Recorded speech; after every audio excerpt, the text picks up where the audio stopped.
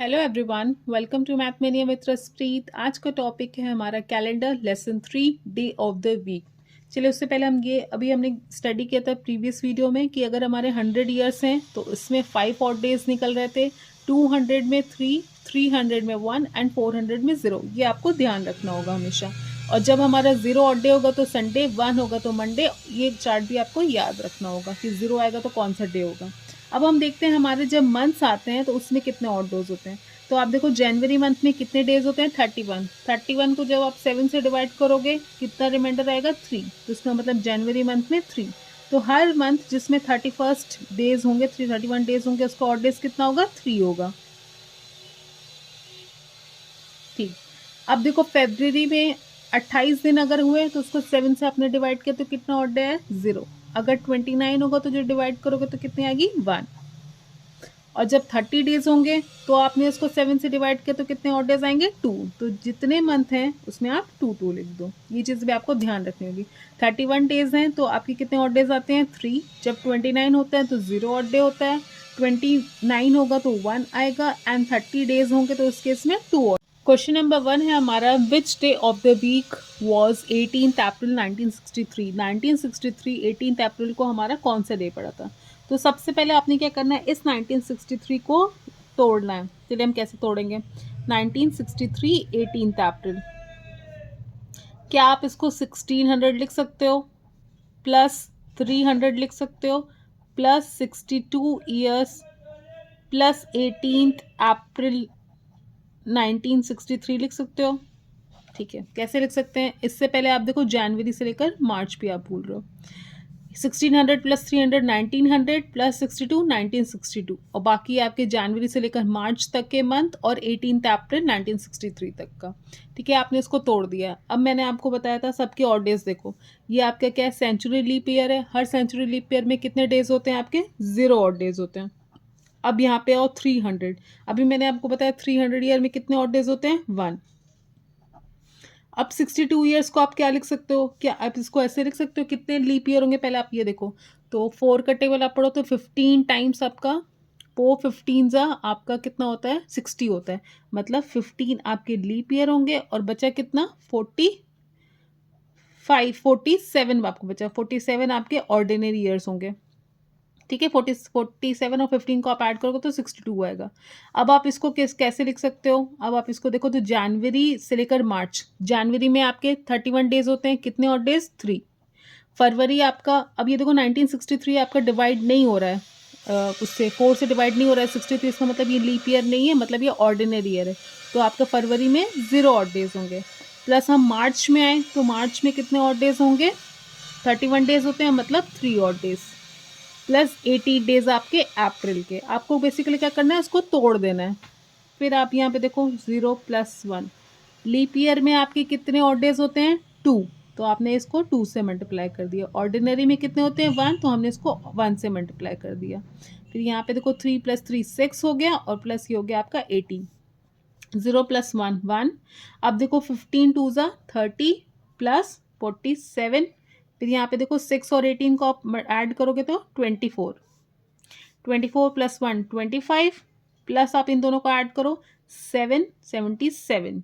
जब इन दोनों को आप ऐड करोगे तो कितना आएगा? 7 प्लस 5 12, और ये हो गया आपका 102।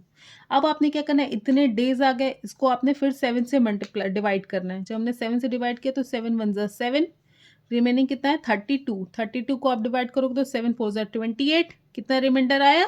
4।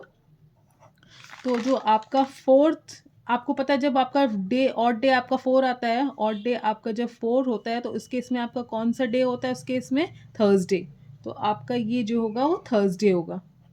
सेम पैटर्न पे बेस्ड हम दो क्वेश्चन और सॉल्व करेंगे। चलिए देखते हैं। Which day of the week was second of May 1921। तो आपने क्या करना है? इसको तोड़ना है।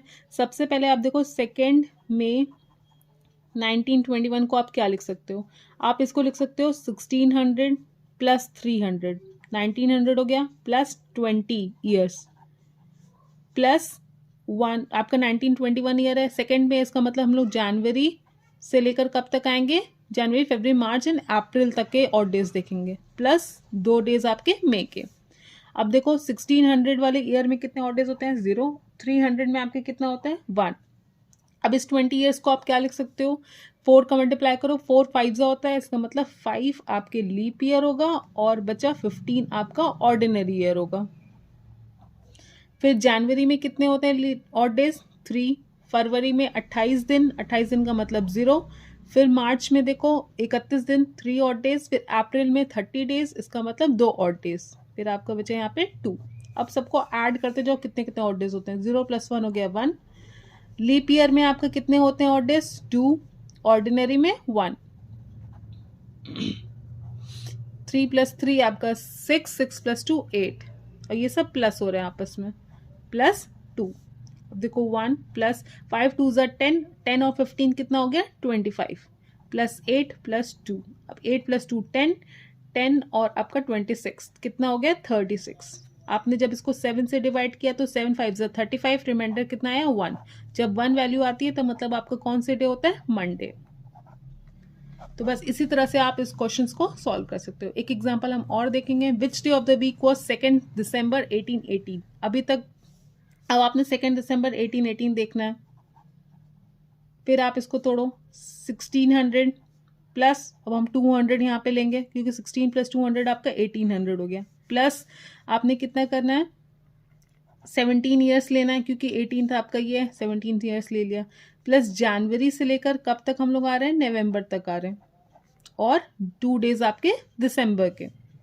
अब देखो 1600 में कितने ऑड डेज 0, 200 में कितने आपके ऑड डेज होते हैं, मैंने अभी आपको बताया 200 में आपके 3 ऑड डेज होते हैं, हमने यहाँ लिख दिया यहाँ पे 3, प्लस अब देखो 17 ईयर्स को आप कैसे लिख सकते हो, 4 4 = 16, मतलब 4 लीप ईयर होंगे, और बाकी कितने बचे आपके 13 आपके ऑर्डिनरी ईयर बचे, प्लस देखो जनवरी में कितने होते हैं आपके 3 होते हैं, फिर आपका 18 आपका 4 से डिवाइड तो हो नहीं रहा है, इसका मतलब ये आपका कैसे ईयर है, आपका ऑर्डिनरी ईयर है, तो 0 हो गया, प्लस मार्च में आओ 3, अप्रैल 30 दिन है मतलब 2, फिर मई 31 डेज होते हैं 3, जून 30 डेज होते हैं 2, जुलाई आपकी 31 डेज होते हैं, अगस्त 31 डेज होते हैं, सितंबर 30 डेज होते हैं, अक्टूबर 31 डेज होते हैं, नवंबर आपका 30 डेज होते हैं, +2, जितने 30 डेज होंगे उसमें 2 ऑड डे और 31 डेज में 3, और फरवरी आपका 28 था तो 0 ऑड डे, ये हो गया आपका 3।